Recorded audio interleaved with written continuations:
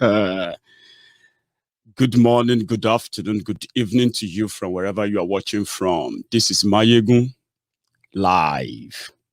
Thank you so much for joining me. And please let me know if your audio is perfect just before we get fully into this. So I'm going to try and take some calls tonight.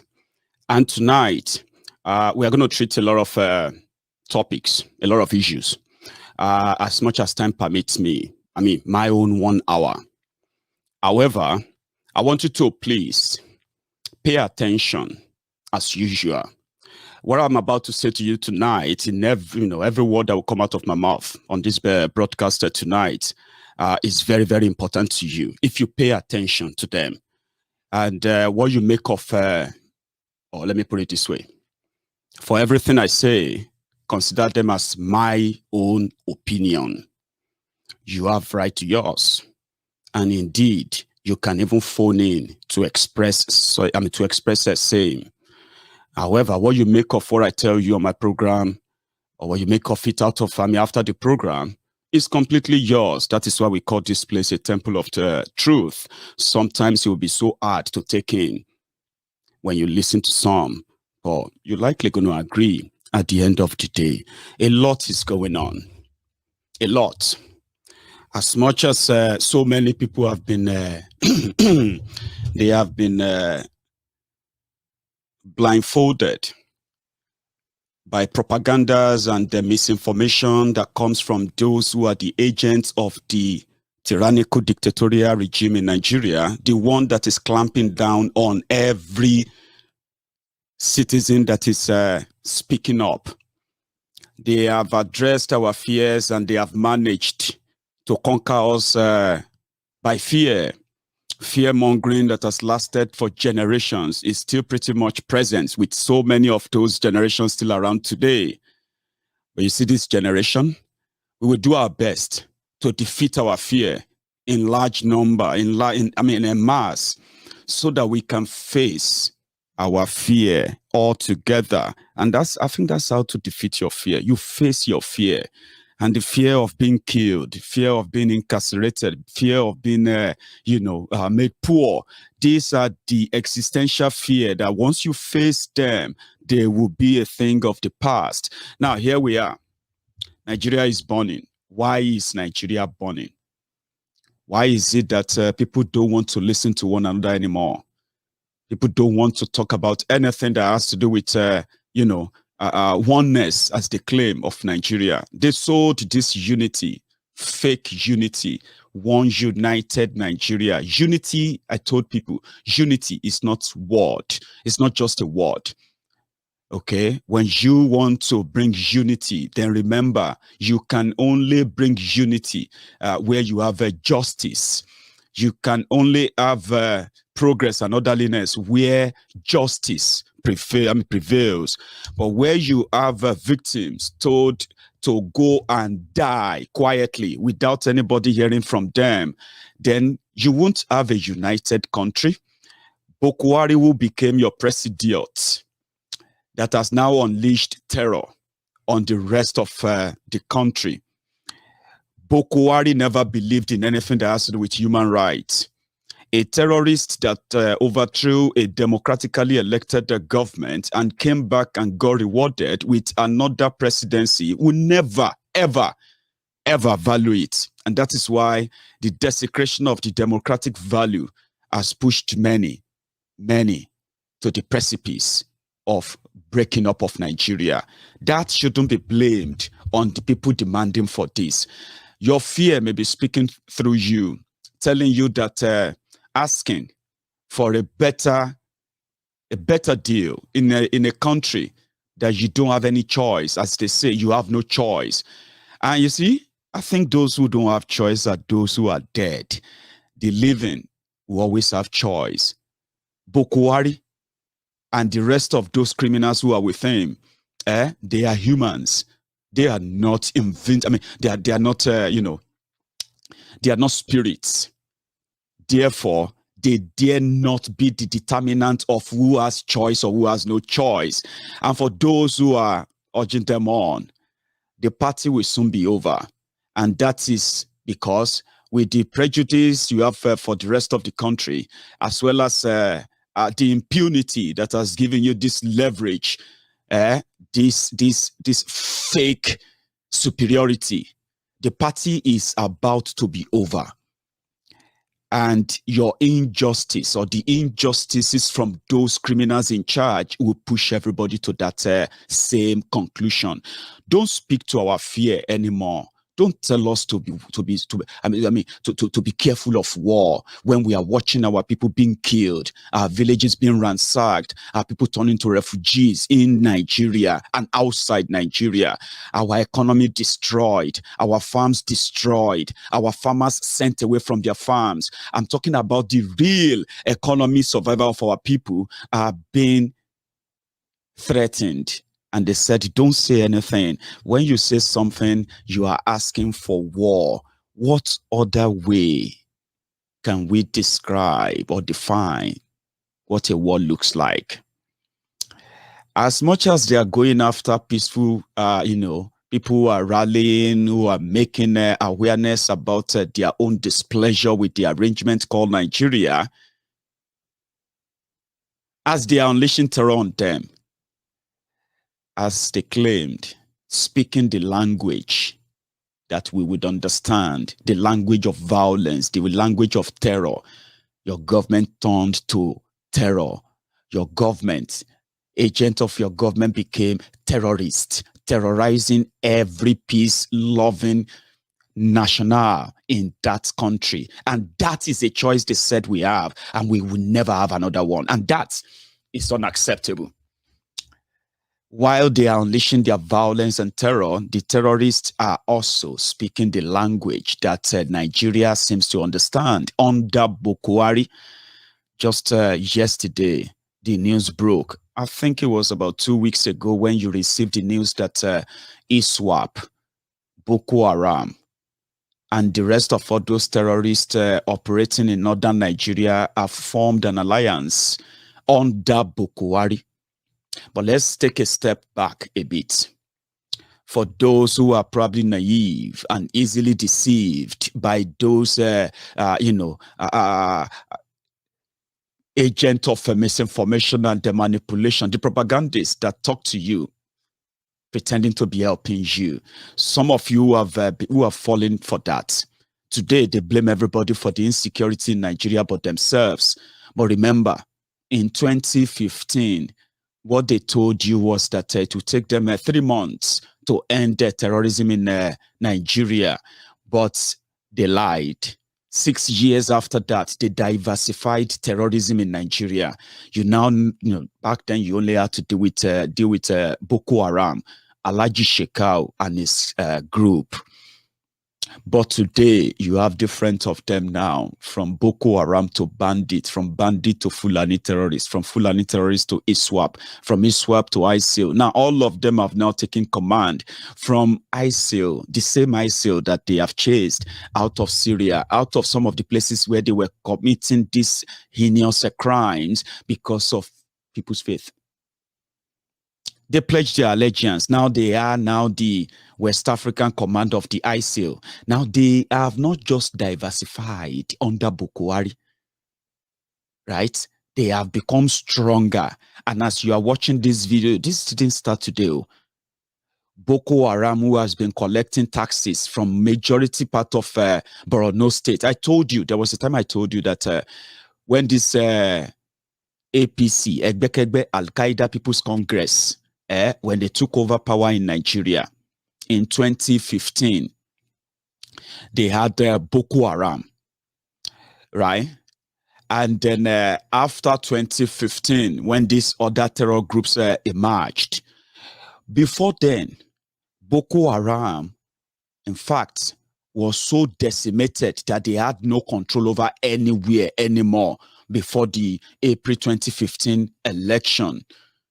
After the election, Boko Haram just mellowed.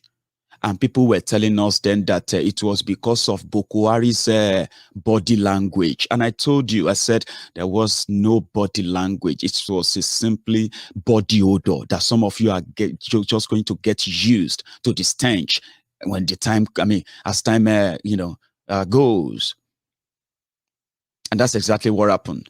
4 months after Boko Haram took over, Boko Haram reactivated.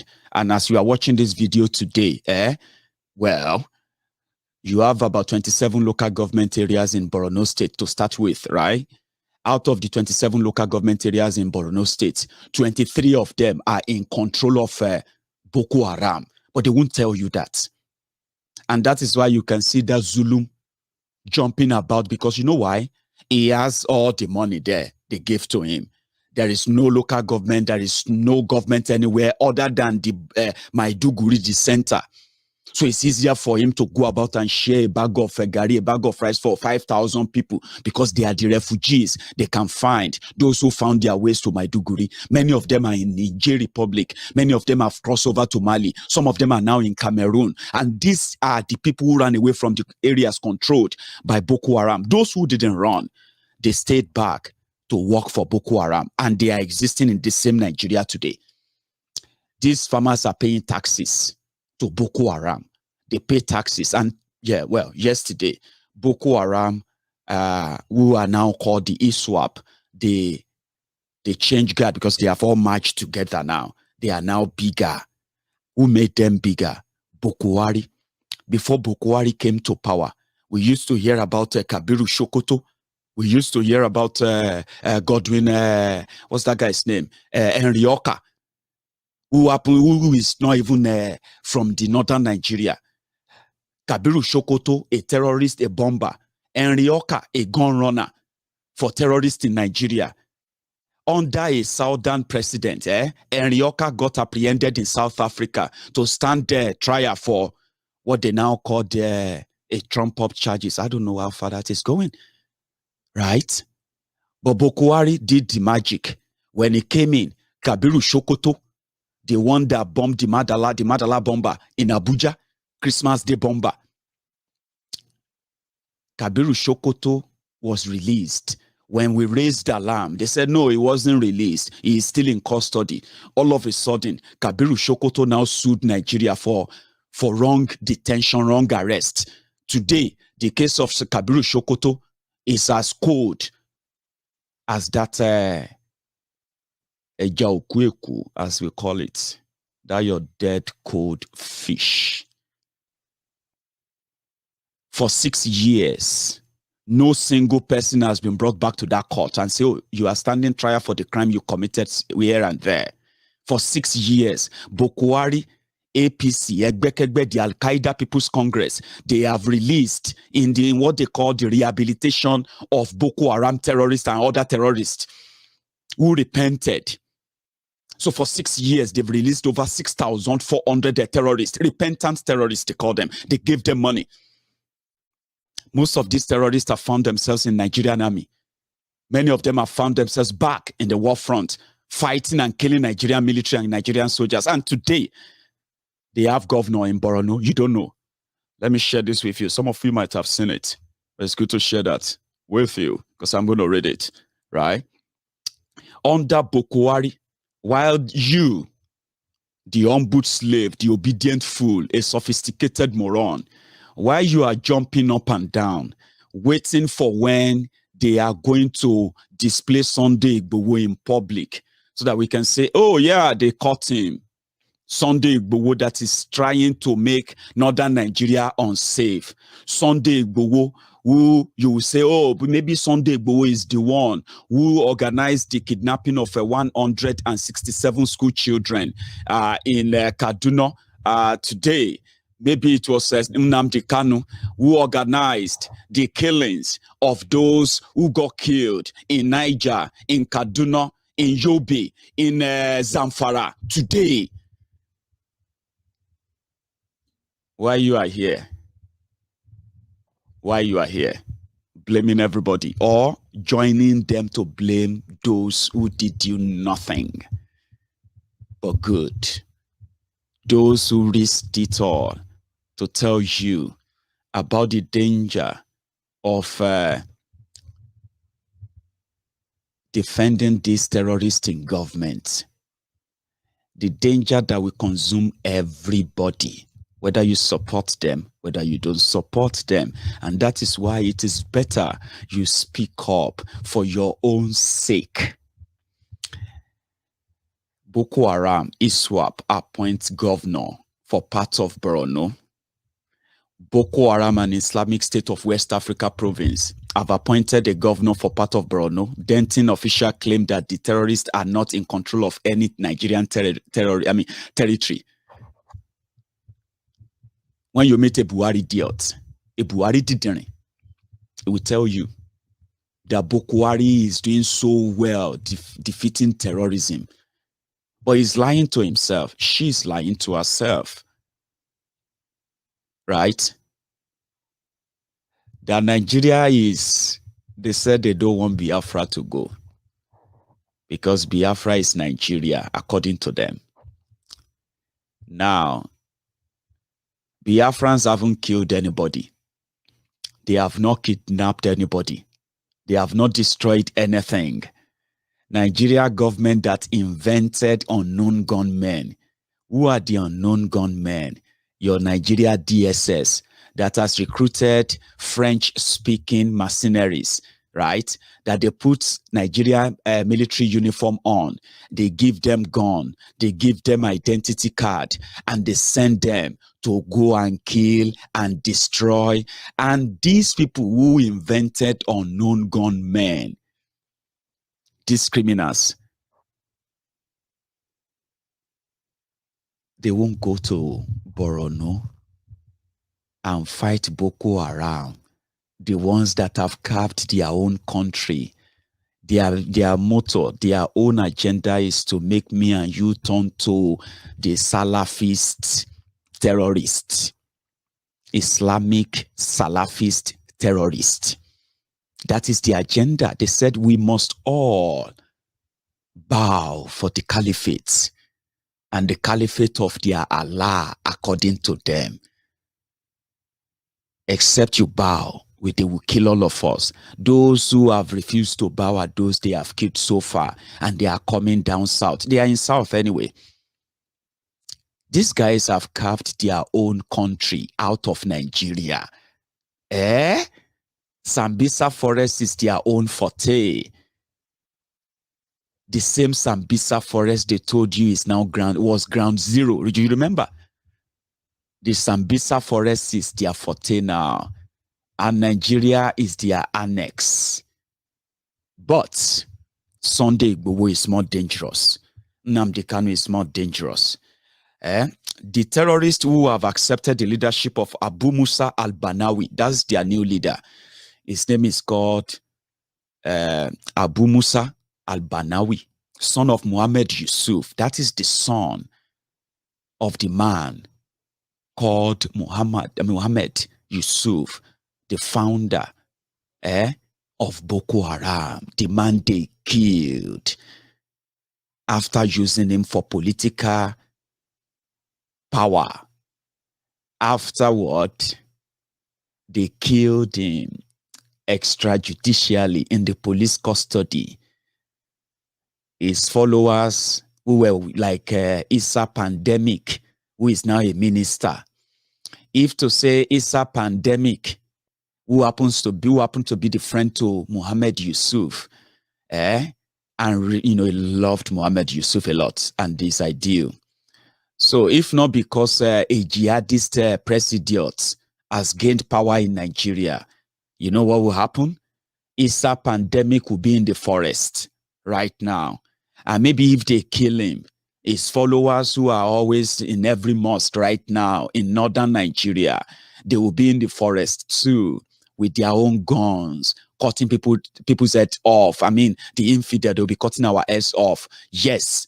But since Boko Haram, the Agba terrorist, is the president, then the Ojewewe terrorist, the Rekwe terrorist, they can then have a few days, instead of being in the forest, they will be in the palace. That's what happened. They killed Muhammad Yusuf themselves after using him. And you see, Muhammad Yusuf's son, Abu Musa al-Banawi, is now the caliphate leader of Boko Haram in Nigeria, and they called them, they did something called, well, let's put it this way. They said they appointed the governor under a new leadership restructuring by an interim council. Boko Haram did restructuring before Nigeria. You dey follow? Boko Haram did restructuring among themselves. So they appointed interim council. Read, the group appointed a separate leader for ISWAP. The governor, there is a governor in Borno. It's not just Zulumo. There's a Boko Haram governor in Borno. And they no born Zulum well to even pass where that governor they pass. Governor pass governor. You and I know that. And you can ask yourself, why did the northern Nigeria was so quiet when the news of the killing of a Shekau broke out? Why were they quiet? Why were they so jubilant when they heard that Mazi Nnamdi Kanu has been kidnapped and the Oloye Sunday Igboho, an assassination attempt on him to kill him? Why did they celebrate more? Your answer is as good as mine. Abu Kaka will work with Abubakar Dan Buduma as the operation commander, Timbuktu Triangle. Abba Kaka's government has the structure of a normal government, as it will impose taxes on fishing activities and farming. It also has its own judiciary. Baba Issa, who was appointed to oversee taxation and revenue on fishing activities, was posted to Kanga in Abadam to relieve Abu Abdullah. Abdallah. Ibn Omar is now chief prosecutor, just like you have Tanko Technicality, Babala Weife. You remember him, Tanko Technicality, the plane driver. Don't pretend. I'm talking about your Chief Justice of Nigeria. He's the chief prosecutor, whatever you want to call him. Or you can even call him the Malamu. But they have their own Malamu. They have their own Tanko Technicality in one. In Nigeria. In Nigeria. So you laughing gleefully that they kidnapped those who have done nothing. They say they can't shame the shameless. I understand. But look at your lives. Look at yourselves. Shameless, shameless, shameless people. Look at yourselves. This is from Nigeria, and it is the latest. Your Boko Haram, these people are speaking to him in the language he will understand. Why Boko Haram, the Agba terrorist, is speaking to all of you in the language you don't understand, because this language of terrorism is never a language that anybody should accept.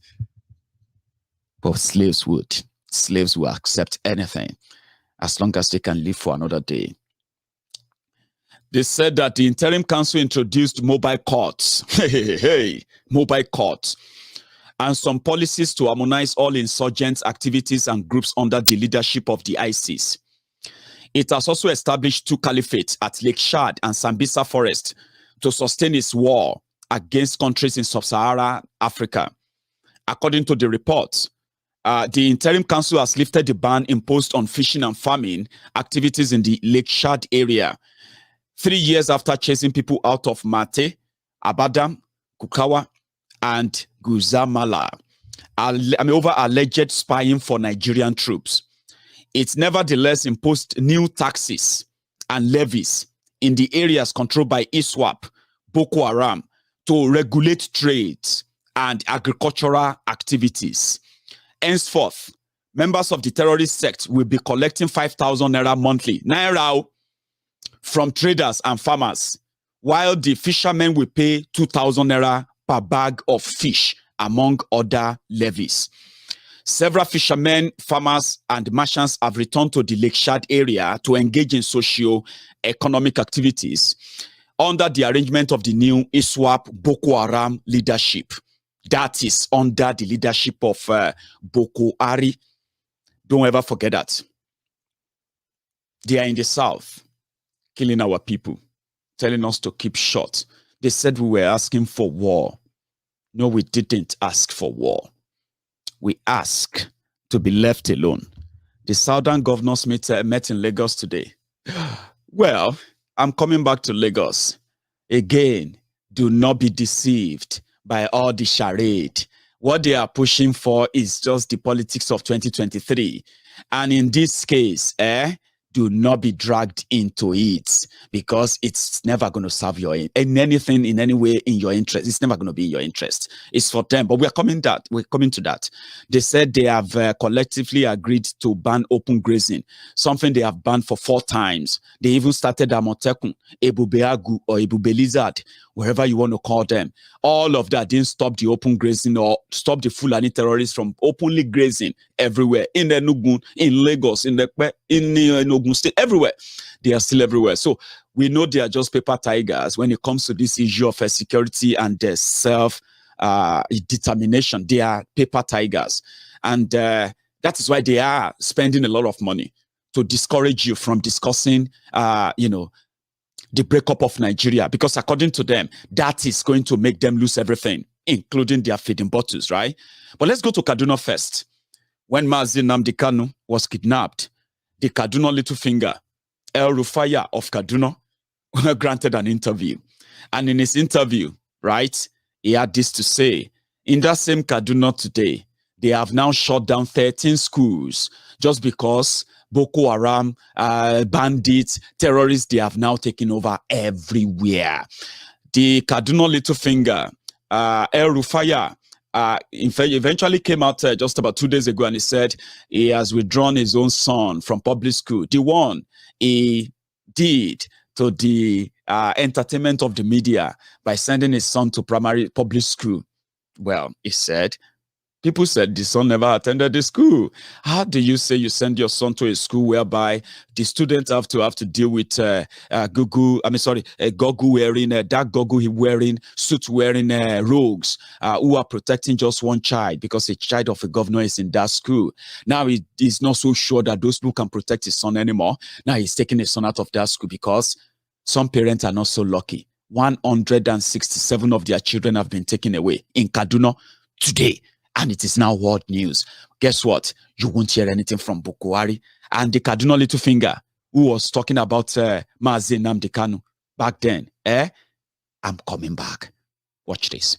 The federal government, Nigeria government, announced that they don't arrest the leader of IPOB, Nnamdi Kanu. What will be your reaction when you hear that news? I was very happy. I was very happy for 2 reasons. First, the man was on trial and he jumped bail. Okay? That in itself is a crime. And no legal system should accept that. It doesn't matter whether it is Nnamdi Kanu or Nasir El-Rufai. You're on bail. There are conditions to the bail. You have sureties.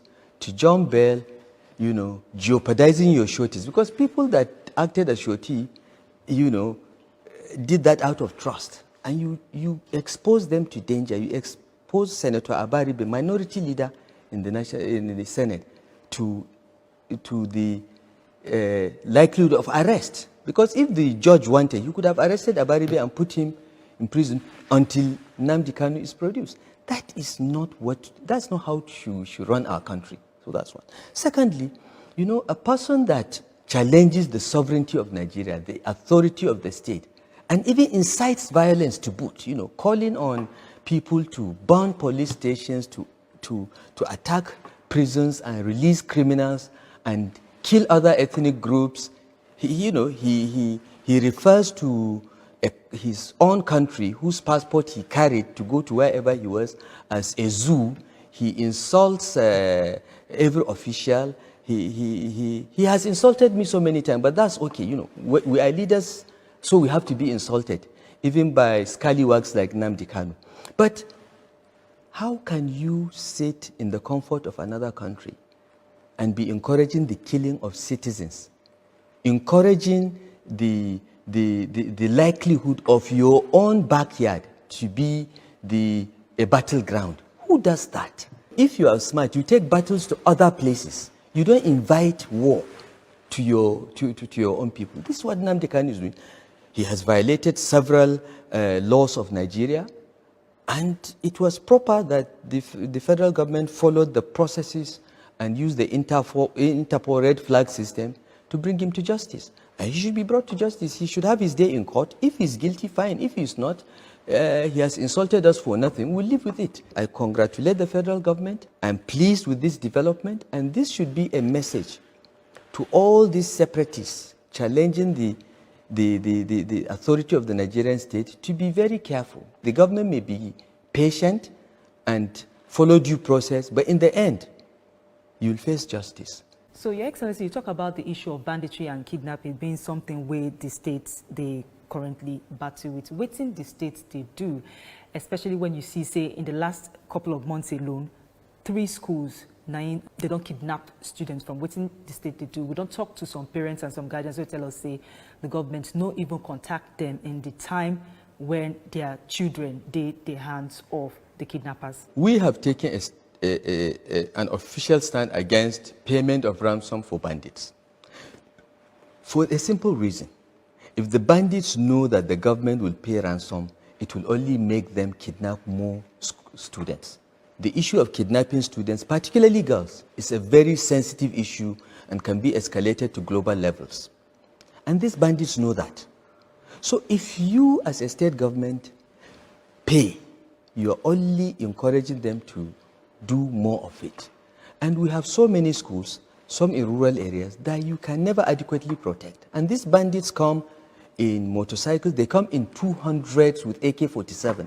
Even if you have 20 soldiers there, they cannot successfully, defend against 200 soldiers with, bandits with the same firepower.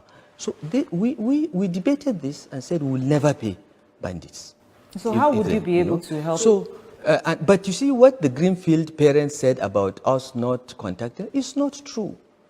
Our Commissioner Internal Security was engaging with them and listening to them, but the moment government visibly gets involved, the bandits even raise the ransom. Okay? They are not telling the truth by saying that we are not in touch with them. We are sympathetic. We said we will not pay. We were working with the military to launch an operation to rescue them. We knew where they were. But the risks of losing some of the students was what prevented the military from moving. When they... We work with you to build a Nigeria that is not corrupt. I bring you a message of hope.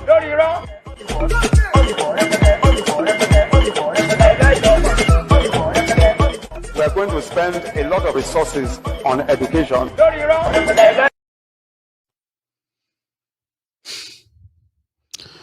Do you see how he felt, his body language, his countenance, and when they said, when they asked him about the Nnamdi Kanu and what they would do to Nnamdi Kanu? But the moment they started talking about the bandits, he started talking about other things like, people, blah, blah, blah. But that's not even what I wanted you to see. Today, the bandits, the same terrorists that he said that they don't pay them anymore, for the reason he mentioned in that video, right? The same bandits has forced him to shut more schools. Under him alone, they have kidnapped. There has been 3 successful school kidnappings under him. The last 2, especially the last one, the Greenfield University student, the parents had to contribute 180 million to get their children freed from the hands of the terrorists. And like he was saying, oh, we are doing our best to fight them and all of that.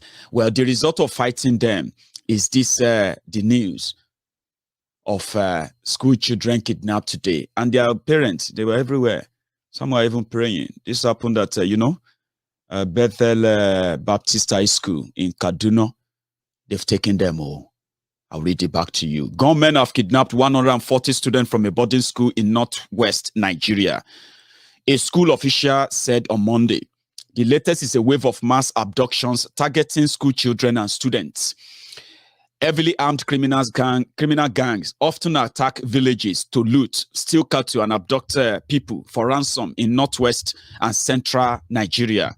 But since the start of the year, they have increasingly targeted schools and colleges. The attackers scaled fence to break into the Bethel Baptist High School in Kaduna State in the early hours of Monday today, taking away most of the 165 pupils boarding there overnight, including their teachers, right? Kaduna State Police, blah, blah, blah, blah, blah. Well, that is the news. 165 children kidnapped from their school in Kaduna, right? Insecurity of that. I told you, I said, not because I wish it to, all right? Because let's say if wishes were horses, beggars who ride. Not because you wish it, so not because I wish it for you. But a day is coming very soon that you are going to receive the same news in southern Nigeria. School children have been kidnapped. And you'll be wondering, how did they move them? That is the primary question. How did they move them despite all the security, security alertness in Kaduna and environ? Because the government empowers them, and even if they ever get caught, they will never ever be punished. Now that will bring me back to the South now. Elections have consequences, they say, and I quite agree with them 100%. That elections have consequences. You may think talking about this is like putting ourselves in danger. The danger here is that not talking about it at all. To God be the glory that we have the opportunity of exposing what they are doing in Nigeria, to educate ourselves, put ourselves on the know, and at the same time help us on how to react to them. Security-wise, people are now more wiser, even though they don't live in Nigeria. When they are going to Nigeria now, they know better how they have to behave themselves, except for those that will tell you, you don't know what you are talking about. Those who find out themselves. I personally have used my platform to bring a conversation that is so inclusive enough for you to picture yourself in the whole scenario, even when you are not there. I have successfully done that on Maiyegun's diary Politico. How does this affect you? How does your fear of not talking would affect you more? Well, I am from the southern Nigeria. I am a Yoruba man from Oduduwa land, a Yoruba man, proud one. Even though they told me my identity should be the second thing and the fake identity called Nigeria should be my main identity. People are battling with that. It's so hard to convince a one Nigerian, whether you meet them here in Glasgow or you meet them there in London or you meet them in Canada or you jam them on the train while you are in the metro in New York, wherever you meet them, when you see these one Nigerians, those who live in that denial, the unity beggars, they fight it. They fight the identity of, are they Nigerians? What makes you a Nigerian? What are your rights as Nigerians? Are some people more Nigerians than the other? Do you belong to those who tell yourselves that no Nigerian is more Nigerian than the other? I'm going to agree with you if you say no Nigerian should be more Nigerian than the other. That would be a very correct statement. But don't ever beat your chest like a donkey or a monkey and say no Nigerian is more Nigerian than the other. You will be deceiving yourself, and don't let your children take that from you. A deceit, a denier that won't help you. I'm a Yoruba man, a proud one. I should be Yoruba first. But guess what? They told me that I should be Yoruba second, Nigerian first. A country that stole my identity, stole everything of who I should be, who I am, and told me to be something else, something called unity. Those who are unity beggars in impunity, in injustice, with so much other prejudices and all of that. They said, shut up, deny your identity. But today, many of you are realizing that, oh boy, it be like saying not true. There are some Nigerians who are more Nigerian than other Nigerians, especially if you are from Niger Republic. Clap for yourselves. If you are from Niger Republic, even though it's not that your elite are better off, it's not that because you are living a better life in Niger Republic, that Boko Haram, your cousin, is the president of Nigeria. No. I'm just saying that that gives you a dual citizenship just by ethnic alone. As a Fulani man, you are also a Nigerian. But me, as a Yoruba man, as a Nigerian, I cannot be called a Malian. I cannot automatically be a Chadian. I cannot automatically be a Nigerian. I cannot automatically be a Mauritian or Mauritius from, you know what I mean? But a Fulani man from all these places is a Nigerian. So if they tell you that some are more Nigerian than the other, and this is exactly how Nigeria is being run as well. Southern Nigerians came together. Thank you, Elena. Southern Nigerians came together and they said they were banning open grazing to stop all these clashes, all these killings, all these attacks once and for all. The presidency, who wants to give Ruga, who wants to give land to the terrorists from the Sahel, from all these places, they said, you are joking. Who gave you the right? They said we were joking. Governors, so they know the governors have no army. They have no police. They don't even have a lever to publicly say they are going to buy guns to defend those communities or to implement the ban on open grazing. But for paparazzi's sake, they called a meeting in Lagos today. There's something I want to quickly correct as well, which I missed earlier. When Kaduna Littlefinger said Mazi Nnamdi Kanu jumped bail, right?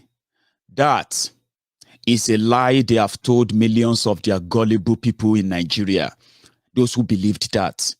At the same time, those Mumumadus, the Bele lecturers and the Mumu lecturers, I'm talking about the premium abroad-based, the premium Buhari idiots, the premium cyberbarians, the premium Nigerians who are abroad, those who are patriotic Nigerians from abroad. The lie they told you was that Nnamdi Kanu jumped bail. He did not jump bail.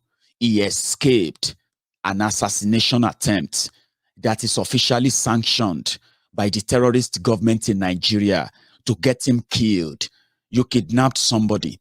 You locked him up for over a year. Then you took him to your court.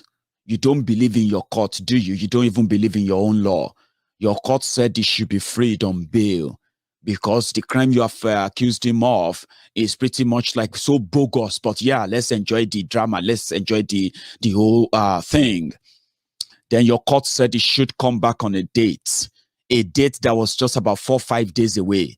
Then you sent your assassination squad, the terrorist Nigeria military that are still terrorizing people, killing people today, including their police. You sent them to go and kill him. You killed 28 people that day, including his dog. Abi, then when you couldn't find him, you now declared him wanted. Who does that?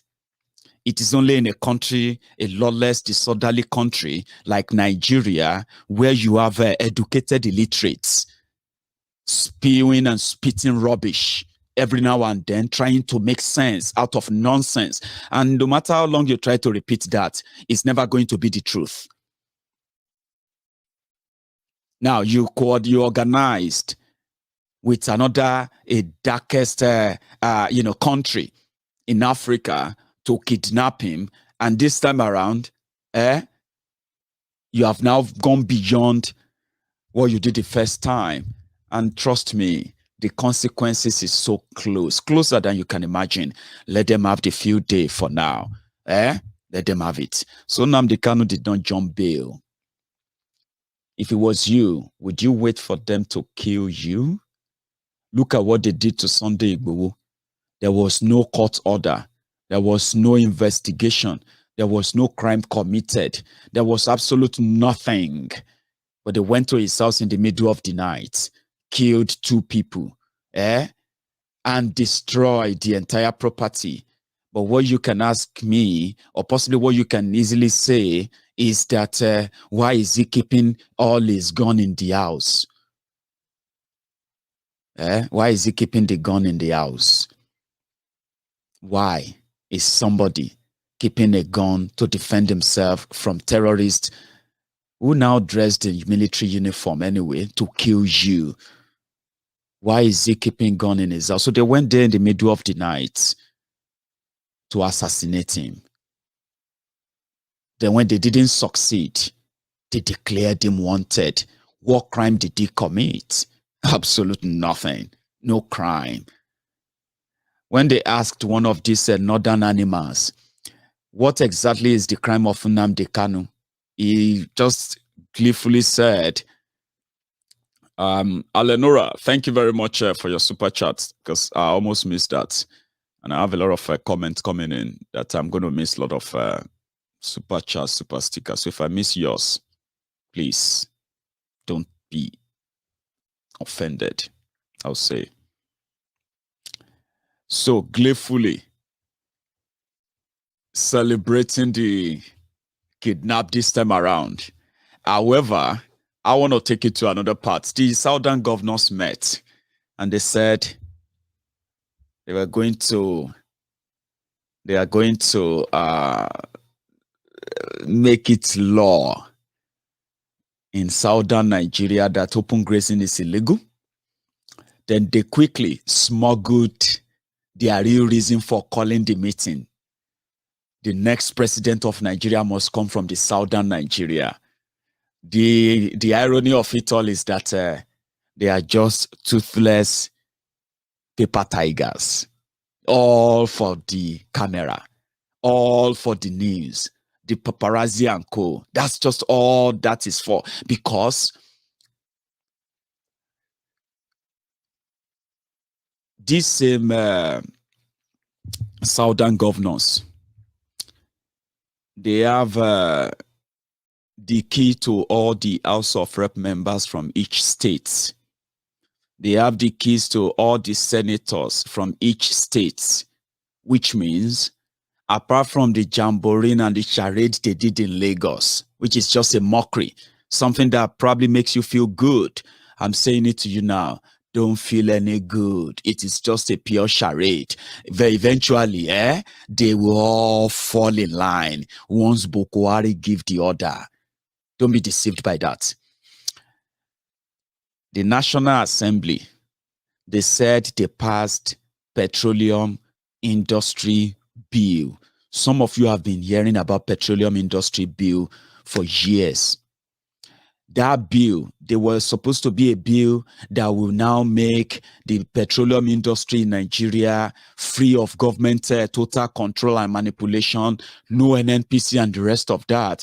And you know that it is the NNPC that is the cash cow of this northern elite, the jobless northern elite, unproductive criminals.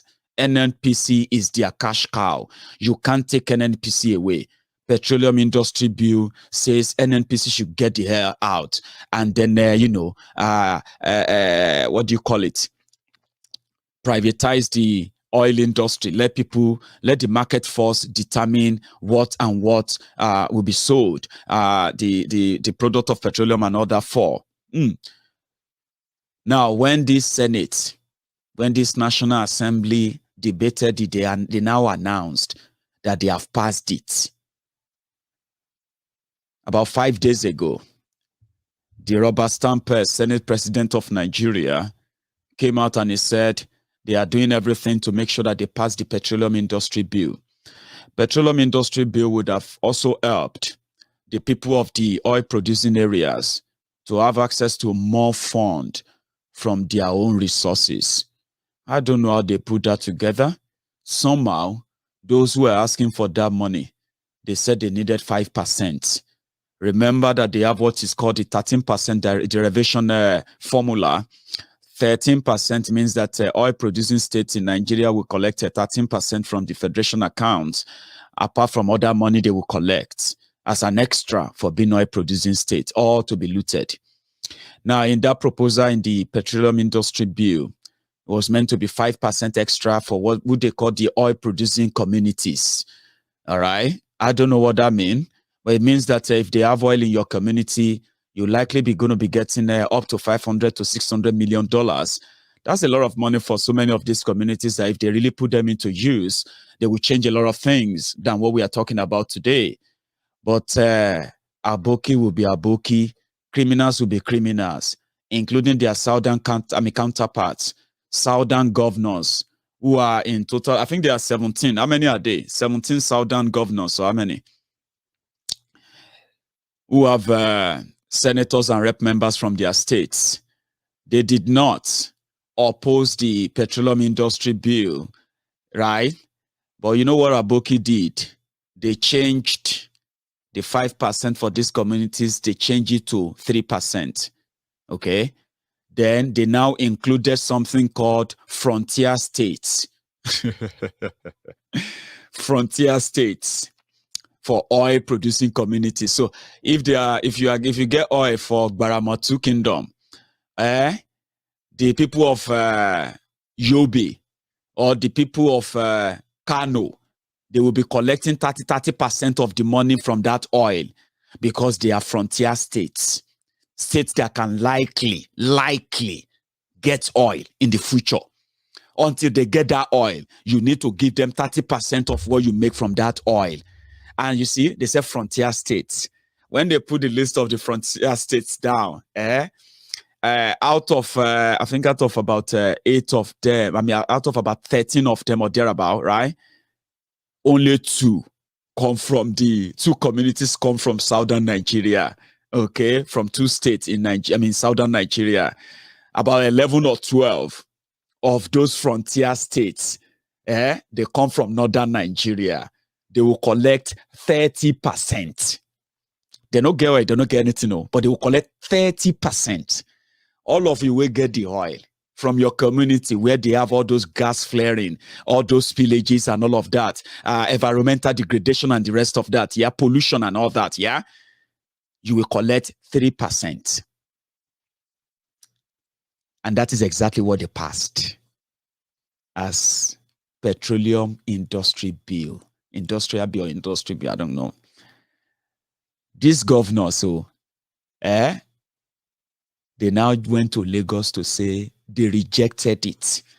It's very wrong. We don't accept it. Who are they talking to? The House of Rep members, Senate members they send there. The ones they meet with every now and then. Who are they deceiving?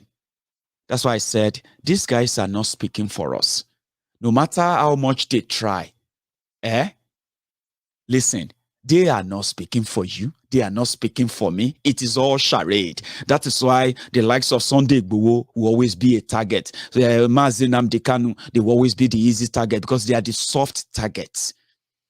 Gaslight them, blame them for a problem that is not there, right? The problem we created, and see how the people will believe us. But let us come together and tell them that we reject this, we reject that. They can always reject, but they can't do anything. Nothing.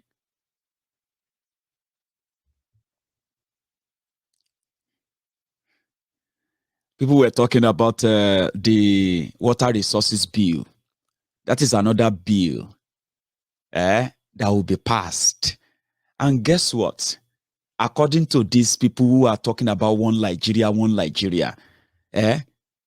they have done they have made that Nigeria become so much monolithic Nigeria because the Fulanis can decide for us.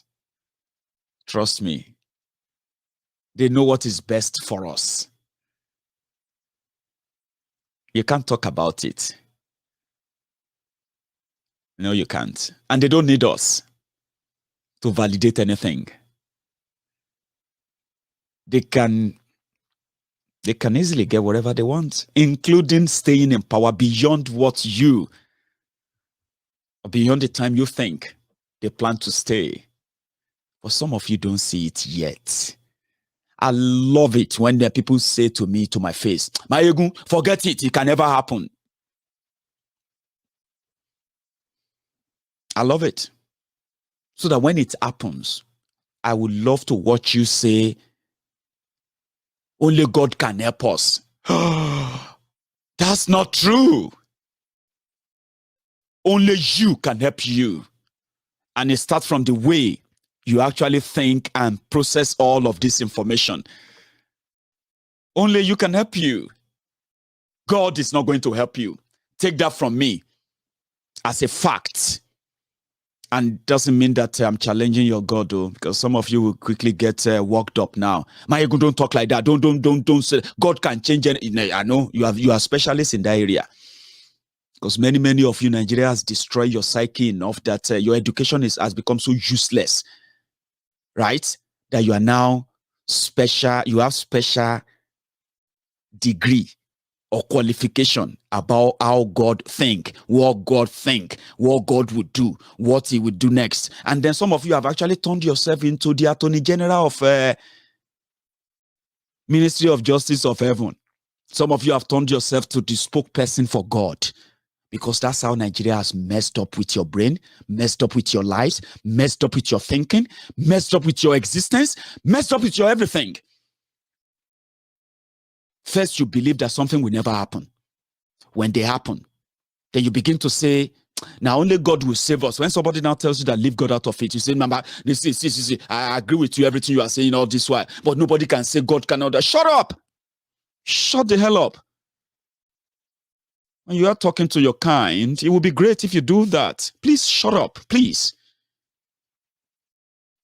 Don't divert our attention and put us in that trance that Nigeria has forced you to live through. The trance of psychotic state where many of you are already mental with serious psychotic problem that Nigeria has forced you to go under.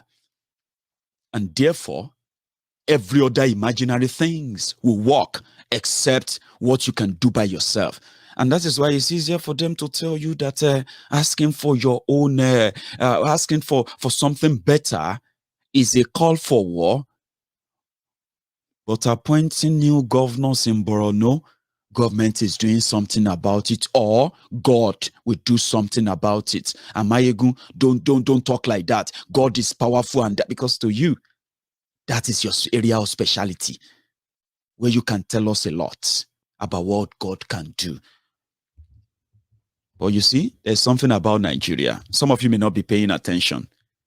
Nigeria is a country that will make you question that your God. I don't know how many times many of you have questioned your God, or I'm not saying publicly, privately. How many times have you found yourself in a situation where you have been like, God, why? God, why? Why did I have to go through this? God, why? How many times? You shouldn't say that to your God, you know that. God, why do I have to go through this? Oh God. Oh God, this is not fear. God, this is not fear. You shouldn't. You are questioning God. But that is what Nigeria can do to you. Nigeria will make you question that God. That why God allowed this happen? Because it is Nigeria that made you believe that what man should do can't be kept for God to do, including fixing security, fixing hospitals, fixing roads, doing justice to everybody, giving everybody fair hearing, letting everybody have the benefit of being innocent until proven guilty, not this mob mentality, because all of this comes with consequences and it has nothing to do with God.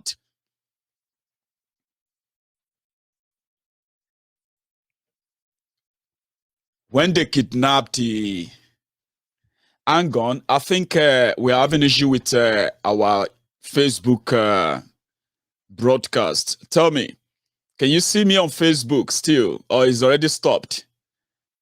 That's one crazy thing about Facebook, okay? They've stopped us completely on Facebook, on all platforms, I believe. So Sadly so. But let me check. Can you still see me on Facebook, by the way? Maybe not. So I think we are left on our YouTube. So, well, if you are watching me on YouTube, okay, make your presence known. Yeah, that's it. It's all messed up. There's no reason for the broadcast to stop on Facebook, even though, like I said, they shot my viewers by 80%. Okay. So whenever Maiyegun posts anything, right? Over 200,000 people who are like, following Maiyegun's diary on Facebook would never see them. Do you get that now? If I go live, only about 5% or not even 5%, maybe about 1% of you will see that Maiyegun is live. Now, I think about 1%. That's not even like much. It's even like less than 1%. There's a message on my Facebook page. That's why I told my friends, subscribe onto Maiyegun's Diary Politico on YouTube, right? If I show you what they did to my page, they actually sent me a message, right? Facebook sent me a message and they said, we are no longer, they said, see, you can't invite friends to like your page anymore. As this page went against our community standard, we have temporarily limited what actions you can take. Do you get that now? So that's why I'm not really bothered about my Facebook anymore. I'm just waiting for the day they are going to shut it down. And I won't bother about it again. Do you get that now? So let me know if you are still watching on Facebook or you've been cut off. However, if you're watching me on YouTube, stay there. Me and them get deal. People said, Maiyegun, YouTube is not even reliable and all of that. Well, I would say they are more reliable than a Facebook. If you report me to YouTube, YouTube is going to have a chat with me. We're going to talk. I'm going to tell them that I don't listen to that person. They are the Buhari idiots, the Buhari didn't, who always want to shut everybody down, as much as they don't want to hear anything about Boko Haram and the Tifnubu and the gang, right? So YouTube will be like, oh, really? Oh, sorry about that then. What do you want us to do? Help me yank that person off. Don't let him see my video again. Okay, we'll do that. I have that relationship with them. I'm talking about real one, because I'm now a partner with them, a real partner. And for those who are YouTubers, they will tell you what I mean by that. So go on my YouTube page, subscribe to it. You won't miss anything. When they do all their madness on Facebook, we'll be fine here. So don't bring God into it. Leave God out of it. Because Nigerian God will make you question God. And in the process of questioning God, what God can do and not do, then you find out that you have also blasphemed. The southern governors who come up, which is great, with what they said, they are also like saying the 2023 election, the person must be from the south, the next president. That is Tifnubu doing his little bidding. And let me tell you something. All the southern governors who went to that meeting today, they knew that they just took a vacation to Lagos to go and see any new hotel built in Lagos with the presidential suits. And then afterward, they fly back to where they come from. The story continues. They met in Akure. That was the first time they met, and they said they were banning open grazing. Miyetti rejected it. The presidency rejected it. Garbage Shehu rejected it. Femi Adesina rejected it. All of them said the southern governors were just joking because nothing like that will happen. And exactly what happened. The open grazing continues. So these same people are now telling us that they are working on it. They're going to make a law by September, and then the open grazing will be banned. Which army are they going to use to arrest the? So that's the deceit, all right? And that is why no one is buying that. And somebody is going to let me go on a kind of drink break now. When I get back, we have more to share before I open the line. Hey, it don't happen. What is it? Matter don't scatter. Shut up by you. Èyí tẹ́ lọ gbọ́ ọmọ àlè nìjẹ́, ní ọmọ àlè nìjẹ́, ọmọ àtọ́lúbì nìjẹ́, ọmọ àlè president wà bá wa. Shut up by ẹ̀ ń lẹ́kẹ́, ẹ̀ ń gẹ̀ẹ́sẹ̀ tiẹ̀. You are planning. Bàbá Jagaban, ẹ̀yin lẹ padà dàlú irú. Bọ́lá Ahmed Tinubu bàbá wa. Hey, ẹgbà, Tuwale, chance for you. Ẹ finally dá Nigeria rù. Na jẹ́jẹ́jẹ́jẹ́ we sit down for Southwest. Now you go bring on Mwale Nije come meet us. Shoton, you are planning. God made you the king of all slaves in Lagos State. Ọlọ́run fi Èkó ẹ̀kọ́ wa lẹ́rú báyìí. Àrọ́rọ̀ sọ complain. Ẹ̀yin ni bàbá Èkó kò tẹ́yìn lọ́rùn. Ẹ fẹ́ di bàbá federal. Sótó yín ẹ obi tí Buhari gbà yọ sí yín. Buhari is now saying you cannot sit down in Lagos and be dictating what will happen up there. Ẹ̀yin lẹ fà. Ẹ̀yin lẹ mú Tinubu Buhari wá. Tí ó bá jẹ́ bẹ́ẹ̀, ibo làwọn Yorùbá ti fẹ́ máa dìbò fáwúsá. Àmọ́ nítorí pé ẹ̀yin náà ní template and plan. Ẹ̀yin master planner, àbí? And plan, you want to succeed the successor. Hey! Ẹ ti padà jẹ wárùn. Ó tán ibo ló kù sí lára wa báyìí. Wetin remain for our body? Buhari tó jẹ́ pé inú ẹ̀ dí from day one. Buhari's heart, mind, he block kakaraka báyìí. The man that cannot forgive, he has unforgiving spirit. He is inhuman. He does not have sympathy. He is a dictator. He does not understand. They want to make everybody slaves like they are. You one man out of millions of people, you said something that is so insensitive and they politely took off your post. You said they are insulting. Who the hell are you that they are insulting? Are you the one who created jobs for people on Twitter? Are you the one who has been feeding unemployed, educated citizens? You people did not create jobs. You did not maintain anything in this country. Now, Nigerians have taken their destiny into their hands and have started making feeding and daily bread for themselves. Shojare sister me I like message. I know they to bother about the messenger. I liked what she said there. Okay, and those who had the message, they have received it too. All right. Meanwhile, as they are gleefully looking for, as we expect them to talk about the attack on Sunday Igboho, what they're going to do. The kidnapping of Mazi Nnamdi Kanu, what are they going to do? They kept mute on that because they are comfortable with that. Even though they said something like, military or security forces shouldn't come and do something in our state without our notice, as if to say they matter. Southern governor said that they don't like the security forces coming into their states to carry out operation without telling them. What thing them go do if they tell them? Opuzodinjo of Imo State, the Supreme Court governor of Imo State, invited the military to kill his own people simply because, and he used the people's money to lie and blame the young Igbos, the Biafrans, for the crimes of their own unknown gunmen. If they had killed Sunday Igboho that day, they would have probably tell all of us that he was killed by unknown gunmen. You know that. But when they didn't get him, those they kidnapped, they decided to hand them over to the DSS to take the fall and say, we went to his house, we were the one, and we arrested them. What did he do? Nothing.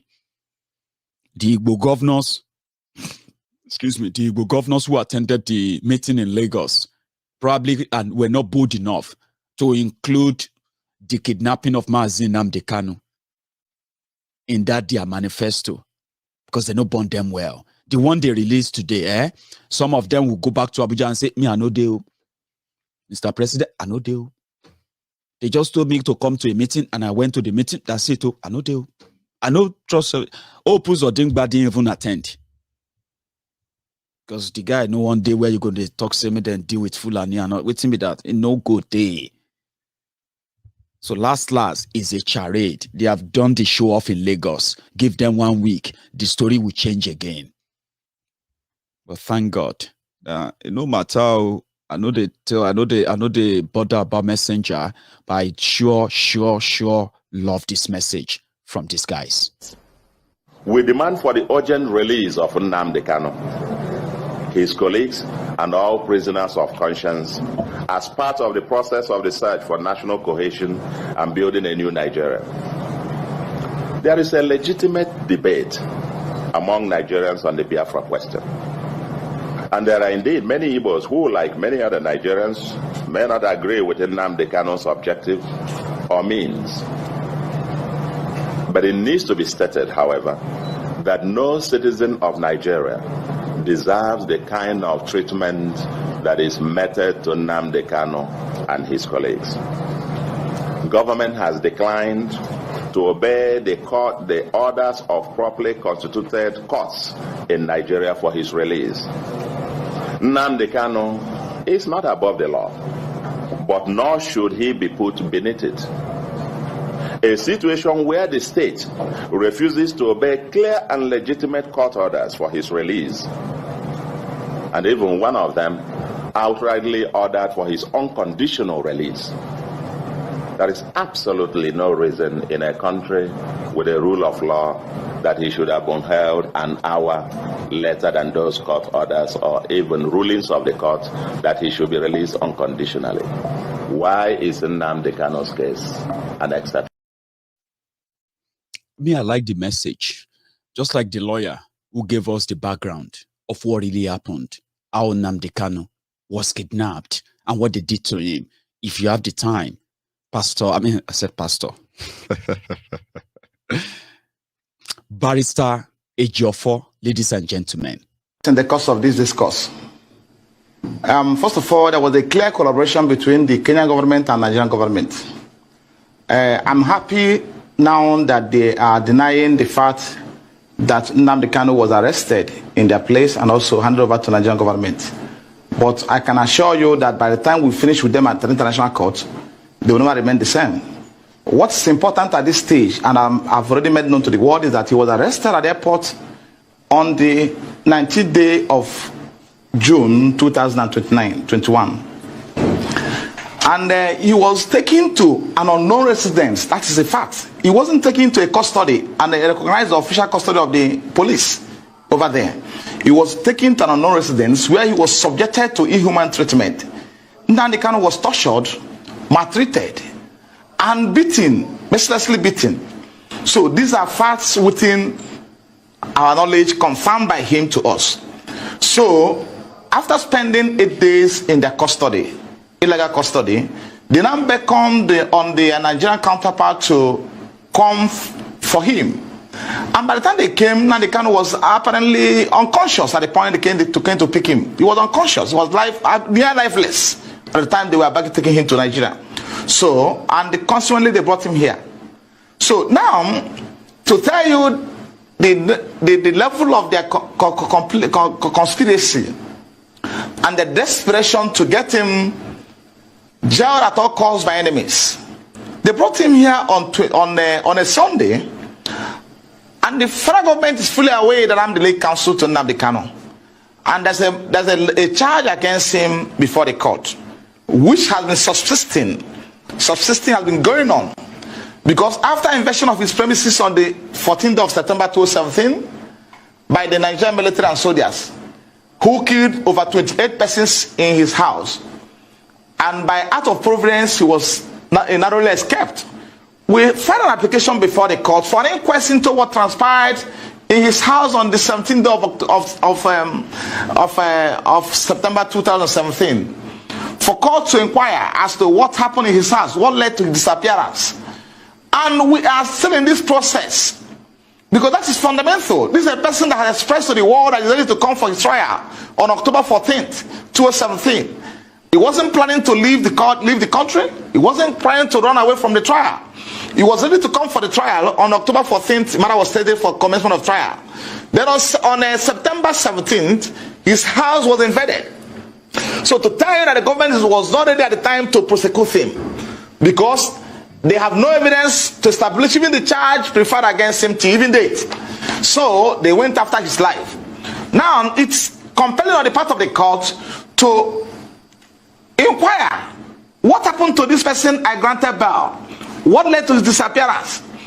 Then surprisingly, on the 28th of March 2019, when the matter came up for shorties to show cause why they will not be committed for contempt, why they were unable to produce Nnamdi Kanu. That was the proceedings of that day. The court gave an order revoking his bail. Then we said no, because the court should be bound by its records. We said no, and we filed an application to get that vacated. Since 2019 to date, the matter had severally come up before the court, the same court, and the court was not inclined to hear this application to vacate the order. And the worst thing is that the federal government has not filed any response to this application before the court. They have not filed a response in counter to application to get that vacated. They were not interested. What they are interested is to how to get in Nnamdi Kanu at all means available to them. So now he was brought into this country on Sunday after being detained, maltreated, subjected to all forms of inhuman treatment, and inflicted with severe injuries on account of handcuff that lasted on his hands for over 4 hours till before he was brought to court. And you can see him on handcuff in court on that day. Those injuries are still there, and a number of medical issues he's having today on account of what was the kind of treatment that was meted out to him. So they took him to court on a Tuesday. Labaran, who is the counsel that was in court on that day representing federal government, is fully aware that Badesifai Ejiofor is the lead counsel in this matter. And I've been in court with him in all cases affecting Nnamdi Kanu and IPOB. He never extended the courtesy of informing me that that my client was arrested, was abducted, because in this case wasn't arrested. So but when we get to that bridge, we'll cross it. He was abducted and kidnapped from Kenya and brought into this country. So now he didn't feel it confident. Didn't see it confident or didn't appropriate to inform me that my client was arrested and has been brought to court on Tuesday. So that shows there's a collaboration between the government in question, as it stands today, and the people who were appearing before them. Because if at all there was any element of iota of transparency in what they're doing, is compelling on the part of the AG, not the lawyer representing the Federation, to inform me that they are coming to court on Tuesday, so I can come to court and see my client. I don't know what happened, and this is quite from what happened. So on Tuesday, they took him to court, and the court asked them, "Where is Barrister Ejiofor? Is he not in court? Was he not informed?" They said no. They arrested him and brought him to Abuja on Sunday, and they.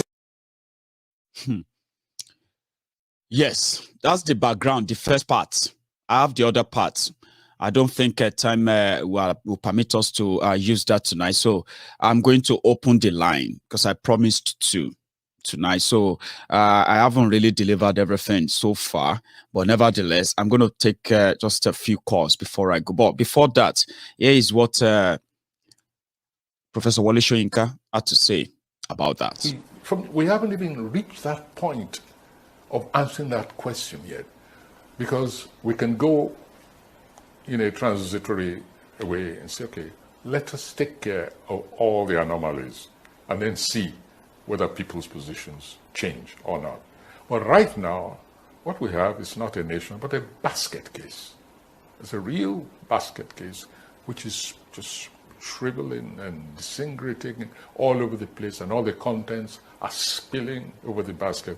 And all we're trying to do is say, oh, hold it there, grab it there, cover it there, cover that leak, and so on. A nation can't continue like this. It's obvious. And some people are more impatient than others. That's all. Let's talk about the arrest of the leader of IPOB. How did you respond to that? Well, Nigeria, for me, it's not for me to tell the government to prepare itself, because there's going to be a huge squawk when the truth about how Kanu was arrested, when the truth comes out. Our nation is, people are alleging this and that and that. So that's one phase, whether Nigeria has acted outside international law. That's one issue. The second issue, however, I'm going to bring more of that interview into my program next time because of the time tonight, okay? Everybody knows that Nigeria has committed an international crime by abducting a British citizen from another country, whatever arrangement it is, like Professor Wole Soyinka said, right? By the time the truth of how Nnamdi Kanu got abducted comes out, by the time the truth comes out, it will be worse than what you have heard so far. And then you will realize, come clean, that you are dealing with a terrorist people in power.